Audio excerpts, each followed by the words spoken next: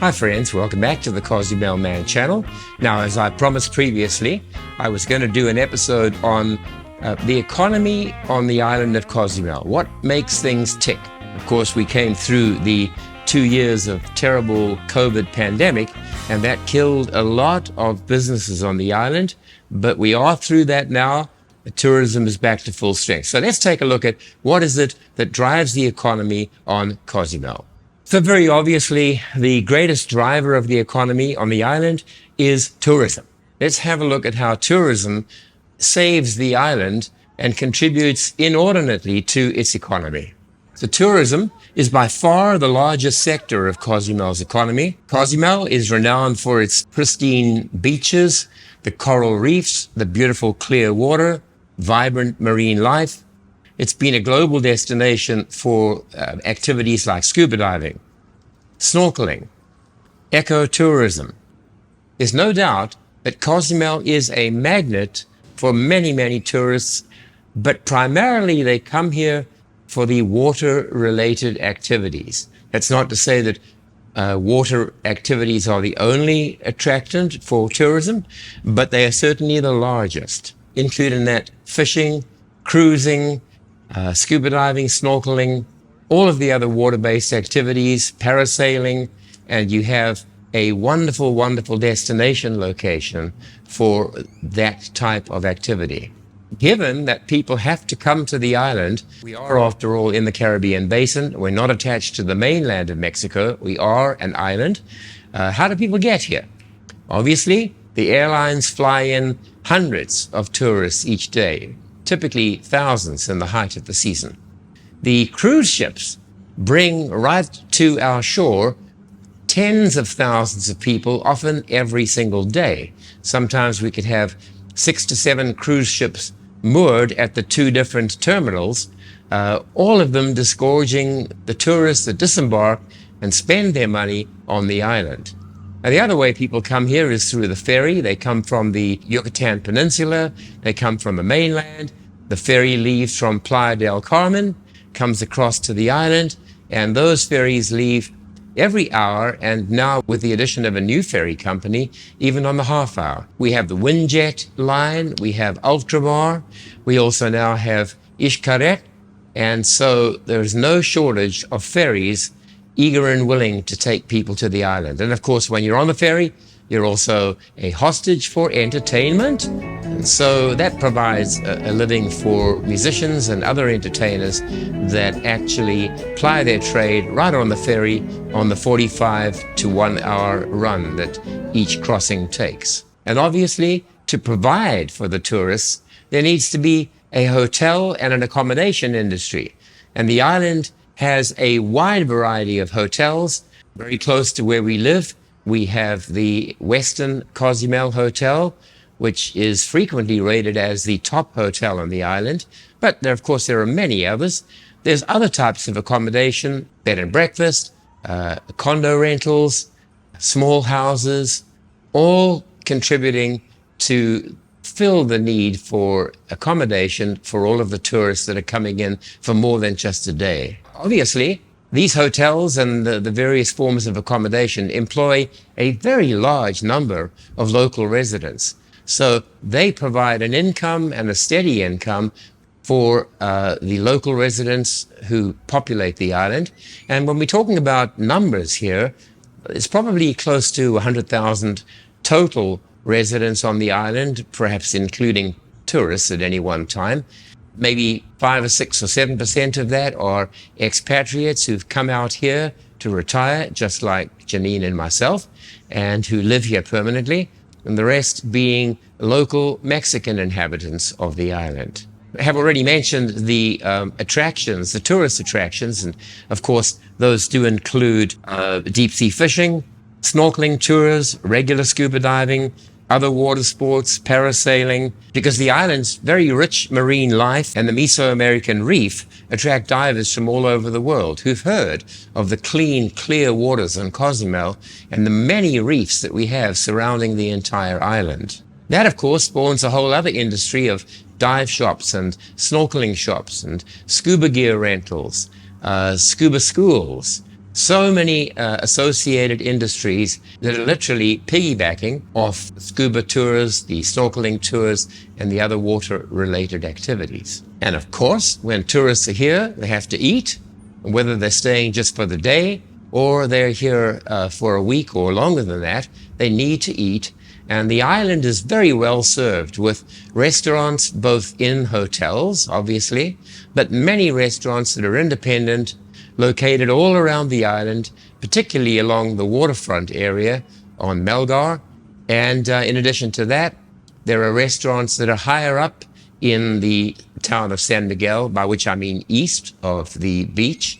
And many of those are, of course, a lot more affordable and offer a tremendous variety of different types of cuisine from different countries, very international. No shortage of wonderful places to eat on the island. All of those restaurants similarly hire local residents who work in the kitchen, who work in terms of servers, and that also provides a great source of income for the people who live here on a permanent basis.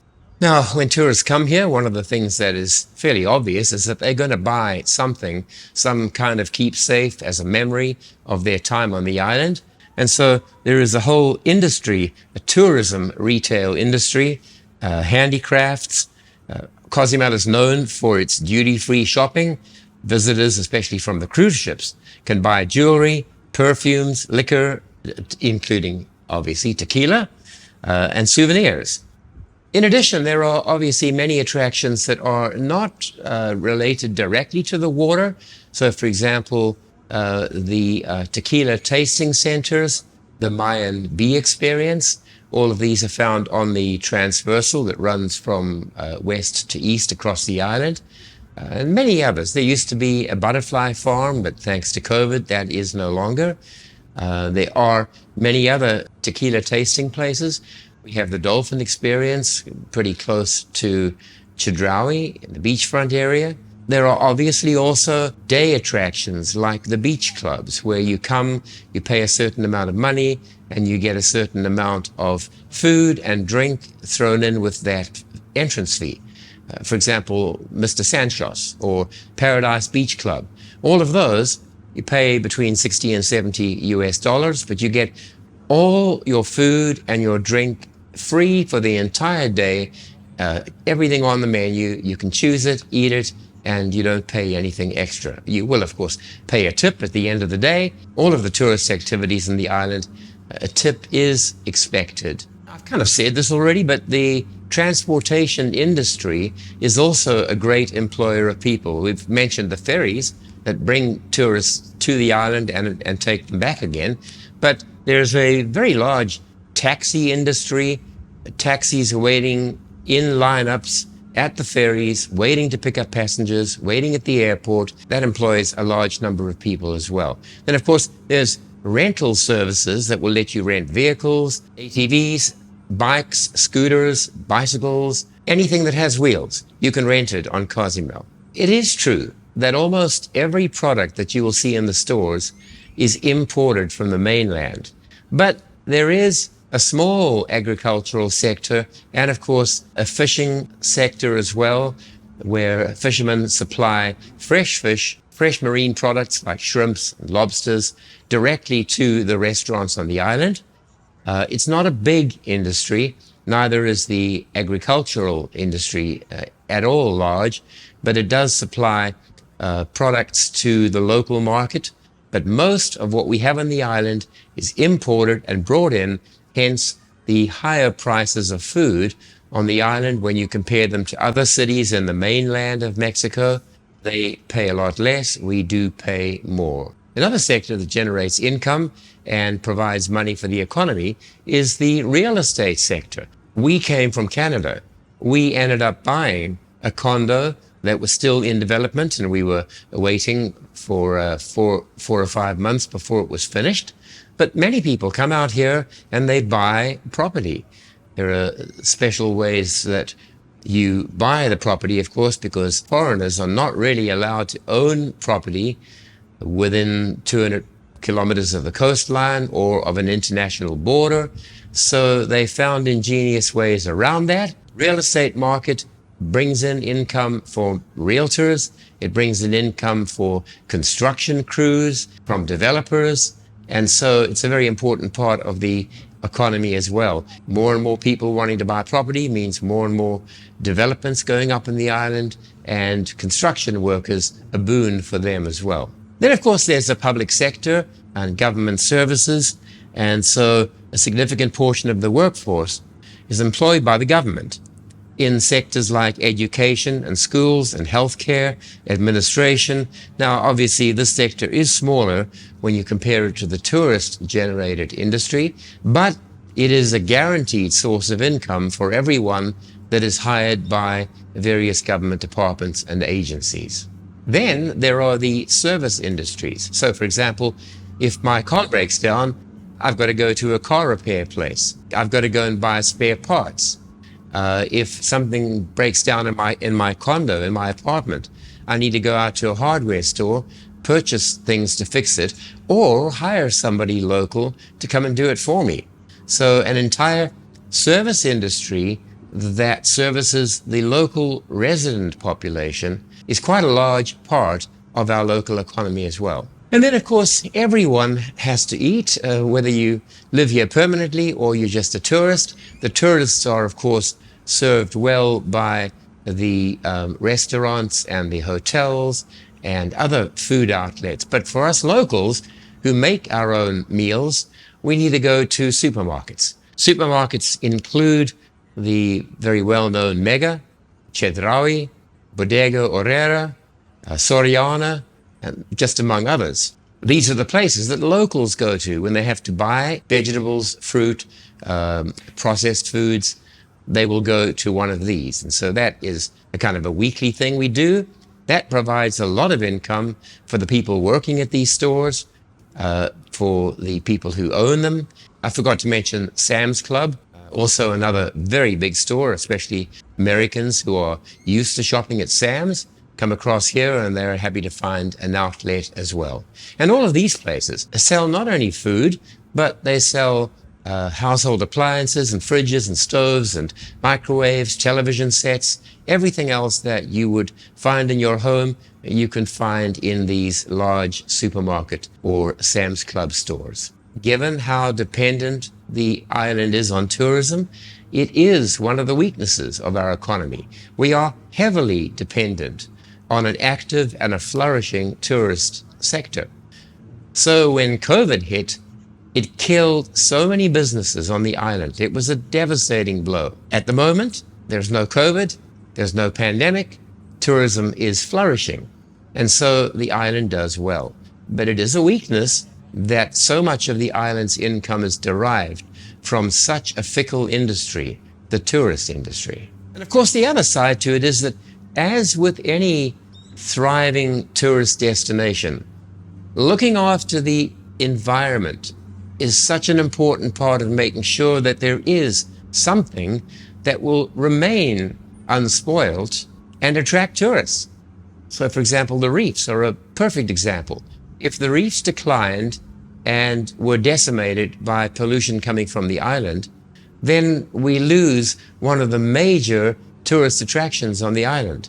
Snorkeling, scuba diving, all of these are dependent upon great water conditions, great reefs, and them remaining unspoiled. So there are threats on the horizon. There are risks that could threaten the income for the island. And therefore, it's incumbent on all of us to make sure that if we are partaking in any water sports, we make sure that we don't contribute to damage of the reef or the environment. We want to make sure that we, as a community on the island, don't throw garbage onto the beaches or into the water. And sadly, that does happen. In our local church, we have regular cleanup days when members of the church will go down to the beachfront and they'll clean up, throw garbage away and remove it. And there are many community organizations that take part in that same kind of activity. Finally, of course, there are many churches on the island, and while you would not really speak of them in terms of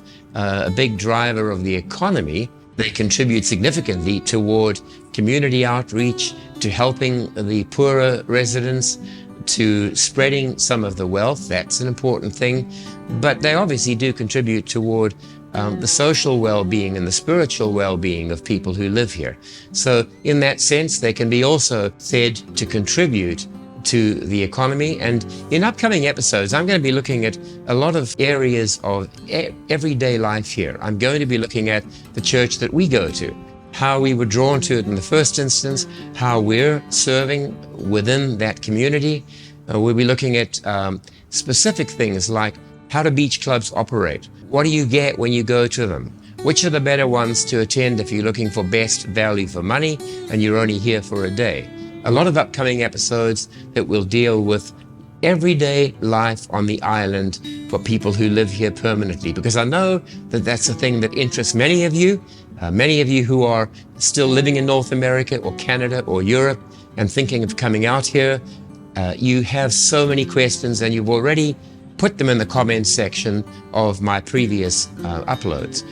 So if you have other questions and you think that you'd like me to address something very specific, please put it in the comments section below, and in the upcoming episodes we'll try and deal with them in as thorough way and speedy a way as possible. So thanks for listening, thanks for watching, and look forward to the next episode where we can share more about this beautiful island of Cozumel that we now call home.